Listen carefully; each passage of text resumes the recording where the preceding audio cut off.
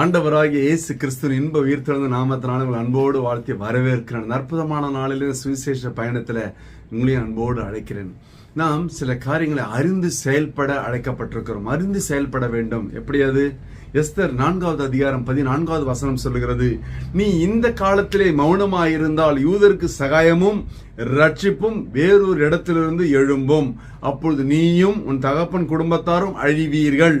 நீ இப்படிப்பட்ட காலத்துக்கு உதவியா இருக்கும்படி உனக்கு ராஜமேன்மை கிடைத்திருக்கலாமே, யாருக்கு தெரியும் என்று சொன்னான் வளர்ப்பு தகப்பன். உண்மையாலுமே ஆண்டவர் நம்மளெல்லாம் உயர்த்தி வச்சிருக்கிற ஒரு நோக்கம் இருக்குங்க. நாம் மௌனமா இருக்க, அசதியா இருக்க அழைக்கப்படவில்லை.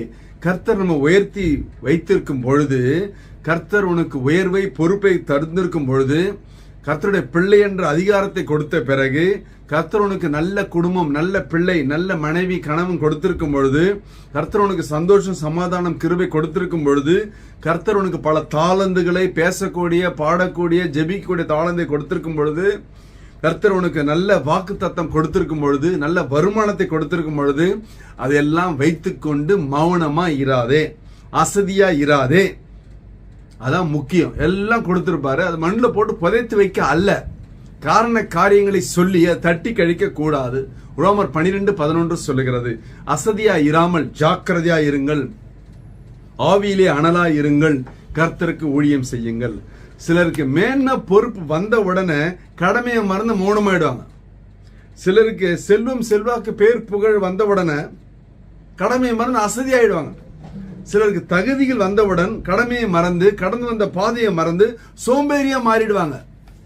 சிலருக்கு தானுண்டு தான் வேலை உண்டு, தானும் சிரிக்க மாட்டான், மற்றவனை சிரிக்க வைக்கவும் மாட்டான்.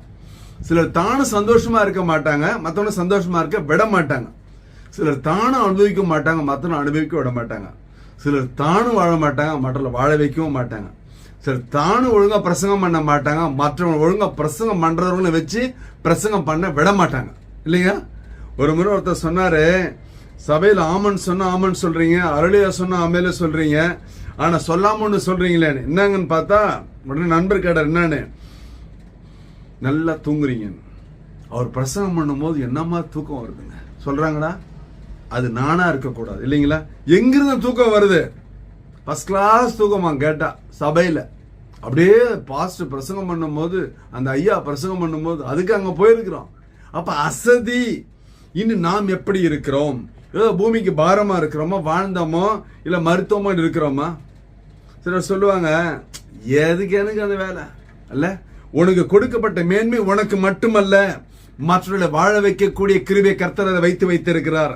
உனக்கு மட்டுமல்ல, மற்றவர்களுக்கும் சேர்த்து உன்னிடத்திலே கொடுத்திருக்கிறார். உனக்கு ஒரு ப்ரமோஷன் வருகிறது என்றால், உனக்கு ஒரு வேலை வருகிறது என்றால், உனக்கு ஒரு பொறுப்பு வருகிறது என்றால், உனக்கு ஒரு ஆசீர்வாதம் வருகிறது என்றால், அது உனக்கு மட்டுமல்ல, அதன் மூலியமா கர்த்தருடைய நாமம் உயர்த்தப்பட, அது பல வழிகளிலே நாமத்தை உயர்த்துவதற்காக. ஹல்லேலூயா. உனக்கு கொடுக்கப்பட்ட ஐஸ்வர்யம் உனக்கு மட்டுமல்ல, அதை பல பேர் மறந்துட்டு அப்படியே இருக்கிறாங்க. அப்ப மௌனமா இருந்தால் என்ன நடக்கும்? அசதியா இருந்தால், அறிந்து செயல்படாமல் என்ன நடக்கும்? மற்றவர்களுக்கு உன்மூலியமா வர வேண்டிய ஆசீர்வாதம், சகாயம் வேறொரு இடத்துல இருந்து வரும். ஒரு உதாரணம் பாருங்க. என்னாகமம் 22:28, உடனே கர்த்தர் கழுதையின் வாயை திறந்தார். போச்சு, கழுதையின் வாயை திறந்தார். அப்படின்னு என்னங்க? பேசாத மிருகம் மனுஷர் பேசி தீர்க்கதரிசியினுடைய மதிகேட்டை தடுத்தது. 2 பேதுரு 2:16. அப்படின்னா நினைக்கணும், என்ன ஆசீர்வாதமா வச்சிருக்கிறாரு நான் இருக்கணும்னு சொல்லி. பிரசங்கி 11:8 சொல்லுகிறது, இருளின் நாட்களை நினைக்க வேண்டும், கடந்து வந்த பாதையில, நடந்து வந்த பாதையிலே கர்த்தர் எவ்வளவாய் உயர்த்தினார் என்பது, எதற்காக உயர்த்தினார் என்பதை அறிந்து செயல்பட வேண்டும். இந்த அற்புதமான நாளிலே நாமும் நம்முடைய சந்ததி மற்றவர்களுக்கும் ஆசீர்வாதமாக, மற்றவர்களும் ஆண்டவர் அறிந்து கொள்ள நம்முடைய தாளந்தை, நம்முடைய கிருபையெல்லாம் பயன்படுத்துவோமாக. ஒரு விசை கண்களை மூடுவோம். ஹல்லேலூயா, ஹல்லேலூயா, ஹல்லேலூயா. அப்பா ஸ்தோத்திரம் ஆண்டவரே. இந்த அற்புதமான ஆசீர்வாதப்பட்ட திருநாளில் இதை கேட்டுக்கொண்ட பிள்ளையோட வாழ்க்கையில ஒரு மாற்றம், ஒரு மறுமலர்ச்சி, ஆசீர்வாதம் வரட்டும் சுவாமி. எல்லாவற்றையும் அறிந்து செயல்பட நீர் கொடுத்த தாளந்தை உமக்காக பயன்படுத்த கிருபைகளை தாருங்க.